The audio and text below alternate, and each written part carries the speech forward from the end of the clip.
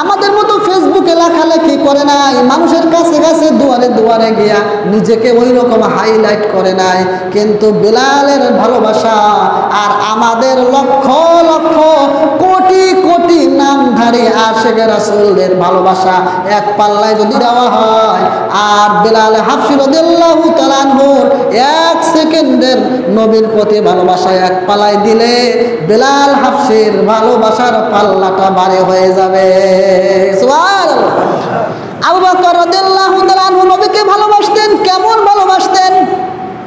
কিতাবের মধ্যে আসছে আবু বকর রাদিয়াল্লাহু তাআলা আনহু নবীকে ভালোবাসে, নবীজির আদর্শ মেনে চলে।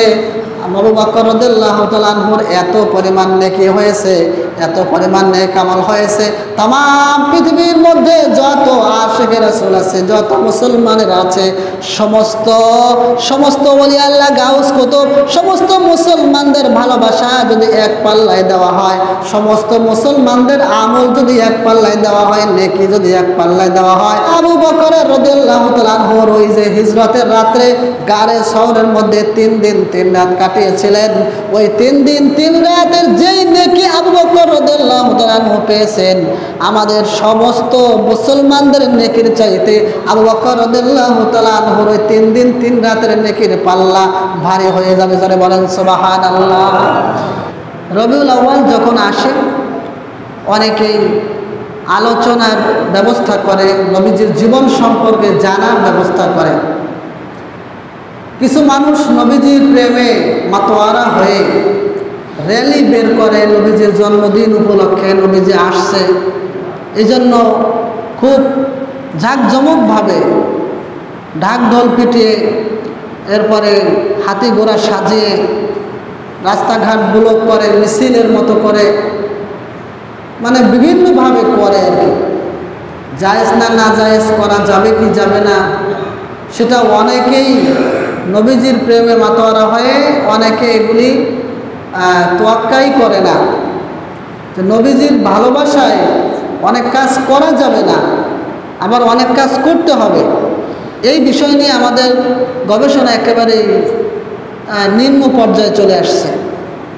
বিশেষ করে আমাদের দেশে যেটা হয়, পাকিস্তান থেকে এক ভদ্রলোককে আনে আমাদের দেশে রবিউল আউয়ালের 12 তারিখ, জন্ম হয়েছে নবীজির, আসছেন দুনিয়াতে নবীজি, কিন্তু ভাড়া করে পাকিস্তান থেকে একজনাকে এনে তাকে সাজিয়ে গুছিয়ে তার গায়ের মধ্যে ফুলের মালা দিয়ে একটি গাড়িতে করে গাড়িটাকে সাজিয়ে সারা ঢাকা শহর র্যালি বের করে। এর সাথে ইসলামের সাথে কোনো সম্পর্ক নাই।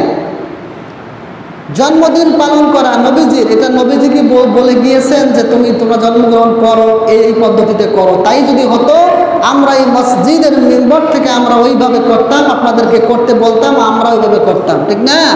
যেহেতু নবীজি করতে বলেছেন, আমাদের করতে তো অসুবিধা নেই। অথচ এসব কাজ ইসলামের বাহিরের কাজ, ইসলামের সাথে কোনো সম্পর্ক নাই, ইসলামের শরীয়তের সাথে কোনো সম্পর্ক নাই। নামে মাত্র আশিকে রাসূল। এরা নবীজির সুন্নাহ, নবীজির আদর্শ মানার ধারে কাছে নাই, শুধু নবীকে ভালোবাসে।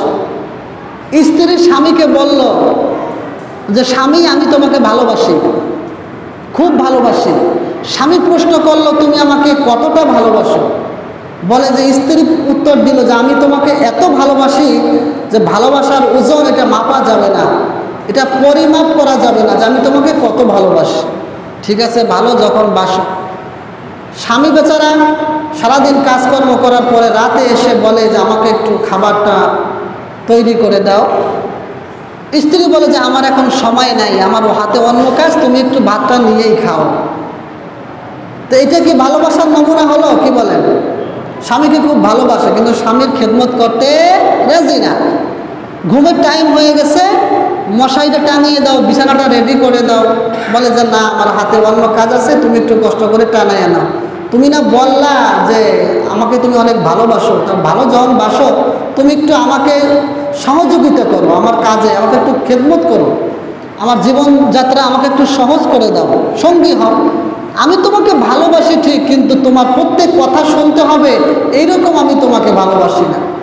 এরকম বাটপার মহিলা আছে না নাই দুনিয়াতে? বলেন, বাটপার মহিলা আছে না নাই? অনেক সন্তানেরা আছে বাবা মাকে ভালোবাসে, অনেক ভালোবাসে, কিন্তু বাবা মার খেদমত করতে রাজি না, এরকম আছে না নাই? ভাই ভাইকে ভালোবাসে কিন্তু ভাইয়ের বিপদে ভাই এগিয়ে আসে না, আরও ভাইকে ক্ষতি করে, এরকম ভালোবাসা আমাদের দেশে অভাব নাই। কি বলেন, ঠিক না বেঠিক? ঠিক না বেঠিক?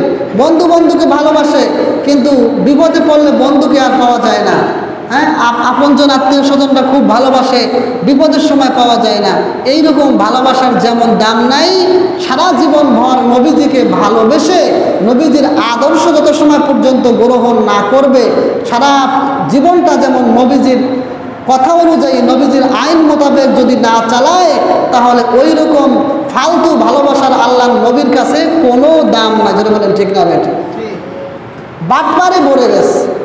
রবিউল আউয়াল মাস আসলে মিষ্টি দোকানের ভিড় বেড়ে যায়। হিন্দু দোকানদাররা মিলাদের মিষ্টি বানায়া পারে না, তাদের উপর চাপ আসে কাজে। এত পরিমাণ মিষ্টি সেল হয় এই রবিউল আউয়াল মাসে। কারা খাবে? সব আশেকে রাসূলরা খাবে, একজনও আশেকে দুশ্মনরা খাবে না। কথা বুঝতে পারছেন? সব আশেকে রসুলরা খাবে, মানে নবীজিকে যারা ভালোবাসে তারাই খাবে। এই জেলাপির মধ্যে, আমিরটির মধ্যে, মিষ্টির মধ্যে, রসগোল্লার মধ্যে, পায়েসের মধ্যে, খিচুড়ির মধ্যে, বিরিয়ানির মধ্যে হচ্ছে তাদের ভালোবাসাটা সীমাবদ্ধ। অথচ যখন নবীর জন্য রক্ত দেওয়া লাগে, নবীজির জন্য আন্দোলন করা লাগে, যখন নবীজির ইজ্জত নিয়ে নাস্তিকরা কথা বলে, যখন আল্লাহর দুশ্মনরা যখন ইসলামের বিরুদ্ধে কথা বলে, তখন তাদেরকে রাজপথে পাওয়া যায় না, তাদেরকে পাওয়া যায় মিলাদের কাতারে। কি বলেন, এই ভালোবাসার কি কোনো দাম আছে? যখন মানুষ মারা যায় তখন একটা দোয়া পড়ে লাশ দাফনের সময়, এটা আমরা অনেকে জানি, বিসমিল্লাহি ওয়া আলা মিল্লাতি রাসূলিল্লাহ, যে আল্লাহর নামে নবীর তরিকায় নবীর দলভুক্ত করে তাকে দাফন করলাম, তাকে কবরে রাখলাম, এ হচ্ছে অর্থ। এখন একটা মানুষ তার সুরাতে সিরাতে, পোশাকে আশাকে, লেনদেনে, মুআমালাত মুআশারায়, কথাবার্তা, কাজে কর্মে, ব্যবসা বাণিজ্যে, রাজনীতিতে, সমাজনীতিতে, অর্থনীতিতে, সাংসারিক জীবন, পারিবারিক জীবন, অর্থনৈতিক জীবন, রাজনৈতিক জীবন, আন্তর্জাতিক জীবনে, জীবনের কোনোটা পর্যায়ে রসুলের তরিকা সে মানে নাই, রসুলের দলে সে ছিল না।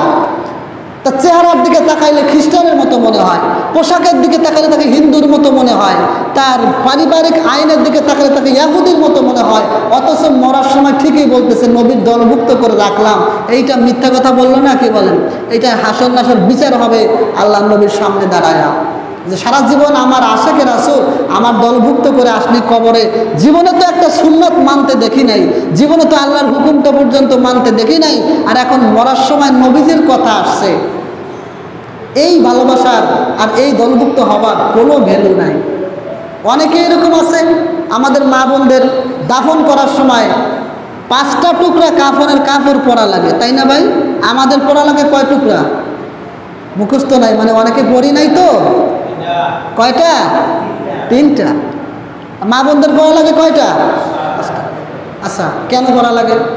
একটা টুকরা দিয়ে একেবারে আপাত মস্তক ঢাইকা প্যাকেটের মতো বাইন্দা কবর রাখলেই তো হইতো, 5 টুকরা কি দরকার আছে? এজন্য পর্দার গুরুত্ব বোঝানোর জন্য। আচ্ছা, একটা মহিলা জীবনেও পর্দা করে নাই, ধরেন জীবনেও পর্দা করে নাই, ঘরের মধ্যে যেভাবে থাকে, বাইরে বেরোলে সে আরো আপডেট হয়ে যায়, তাকে চেনাই যায় না। একটু আগে ছিল আব্দুর রহিম আব্দুল করিমের স্ত্রী, একটু পরে দেখা যায় 40 বছরের একটা মহিলা 18 বছরের যুবতীর মতো সেজে গুজে সে রাস্তাঘাটে বের হয়, বাজারঘাটে যায়, বেড়াইতে যায়। বিশেষ করে শুক্রবার দিন বিভিন্ন জায়গায় বিয়ে শাদী হয়, সেখানে পর্যন্ত খাইতে যাবে, সেখানেও সাজগোজ কইরা মেকআপ লইয়া যাওয়া লাগে। বিয়ে হয়েছে অন্য একটা মেয়ের, অথচ 40 বছর 50 বছর বা 30-40 বছরের একজন মহিলা, সেও সাজুগুজু করে তারপরে বিয়ার খাবার খাইতে যায়। বিয়ে তো তার না, অন্য একজনের। এইরকম বিপর্দা একজন মহিলা, দায়ুস মহিলা, সেও মারা গেলে সারা জীবন পর্দা করে নাই। এখন এই 5টা টুকরার জায়গায় যদি 50 টুকরাও কাপড় পরাইয়া তাকে কবরের মধ্যে রাখানো হয়, এই 50 টুকরা কাপড়ের কোনো লাভ ওই মহিলার আছে? আছে বলেন, আছে? নাই। অথচ পর্দা করা উচিত ছিল জীবন থাকা অবস্থায়, হুকুম মানা উচিত ছিল জীবন থাকা অবস্থায়। এখন জীবন যখন চলে যায় তখন মানুষেরা এক পর্যায়ে জোর করে তাকে বোরকা পরাই দেয় 5 টুকরা, তাই না? সারা জীবন নবীর সুন্নাত পড়লাম না, নবীর আদর্শ মেনে চললাম না, পাঞ্জাবি গায়ে দিলাম না, মরার সময় আমাদেরকে 3টা টুকরা কাফনের কাপড় পরানো হয়, সেলাই ছাড়া, কলার নাই। হাতের মধ্যে কোনো সেলাই নাই, কোনো রকম ডিজাইন নাই, একেবারে বিনা সেলাইতে 3টা টুকরা কাপড় আমাদেরকে পরানো হয়, অথচ এই সাদা কাপড় পাঞ্জাবি হিসেবে জীবনেও পরলাম না, তাহলে 3টা টুকরা দামের কোনো মূল্য আছে কাপড়ের? এজন্য ভাইরা সংক্ষিপ্ত আকারে জুমায় অত বিস্তারিত আলোচনা করা যাবে না। আপনারা সবাই জ্ঞানবান, আপনারা সবাই জ্ঞানী গুণী বুদ্ধিমান মানুষ, অল্প কথায় বুঝবেন। রবিউল আউয়াল মাসে যেসব কার্যকলাপ বিশেষ করে আমাদের দেশে হয়, এগুলির সাথে ইসলামের সাথে কোনো সম্পর্ক নাই। নবীজি জন্মদিবস পালন করছেন কিভাবে জানেন? জন্মদিবস পালন করছেন নবীজি প্রত্যেক সপ্তাহে সোমবার নবীজি রোজা রাখতেন। এক সাহাবী জিজ্ঞেস করছেন, হুজুর, ইয়া রাসূলুল্লাহ, হাবিব আল্লাহ, আপনি সোমবার দিন আসলে রোজা রাখেন কেন?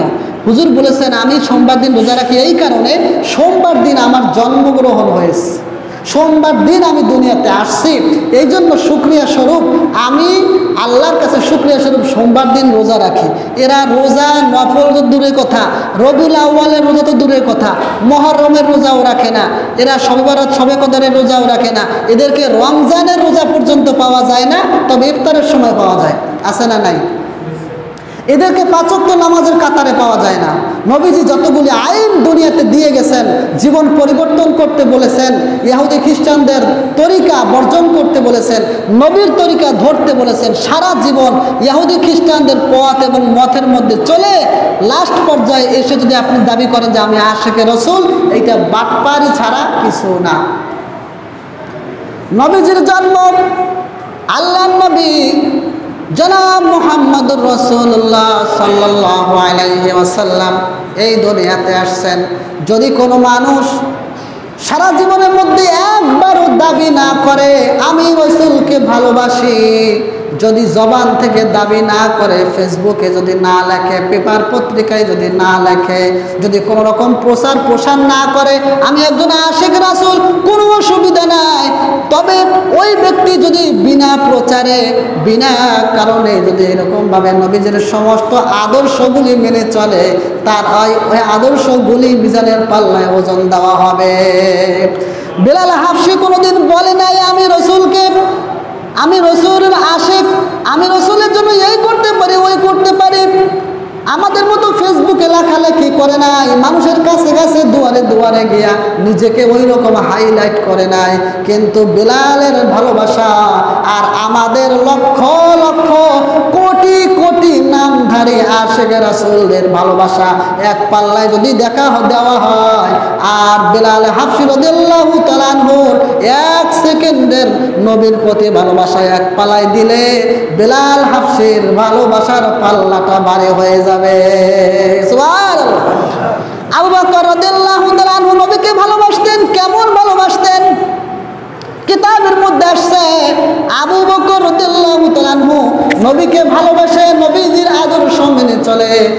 আবু বকর রাদিয়াল্লাহু তাআলা আনহুর এত পরিমাণ নেকি হয়েছে, এত পরিমাণ নেক আমল হয়েছে, তাম পৃথিবীর মধ্যে যত আশিকে রাসূল আছে, যত মুসলমানের আছে, সমস্ত ওলি আল্লাহ, গাউস, কুতুব, সমস্ত মুসলমানদের ভালোবাসা যদি এক পাল্লায় দেওয়া হয়, সমস্ত মুসলমানদের আমল যদি এক পাল্লায় দেওয়া হয়, নেকি যদি এক পাল্লায় দেওয়া হয়, এরকমভাবে আবু বকর রাদিয়াল্লাহু তাআলা আনহুর ওই যে হিজরতের রাত্রে গারে শহরের মধ্যে 3 দিন 3 রাত কাটিয়েছিলেন, ওই 3 দিন 3 রাতের যেই নেকি আবু বকর রাদিয়াল্লাহু তাআলা আনহু পেয়েছেন, আমাদের সমস্ত মুসলমানদের নেকির চাইতে আবু বকর রাদিয়াল্লাহু তাআলা আনহুর ওই 3 দিন 3 রাতের নেকির পাল্লা ভারী হয়ে যাবে। যারা বলেন সুবহানাল্লাহ।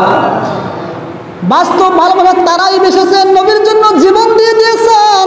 হানজালা রাদিয়াল্লাহু তাআলা আনহু জীবন দিয়ে প্রমাণ করেছেন নবীজিকে কেমন ভালোবাসতে হবে। আব্বাস রাদিয়াল্লাহু তাআলা আনহু নবীজিকে ভালোবেসে জীবন দিয়েছেন।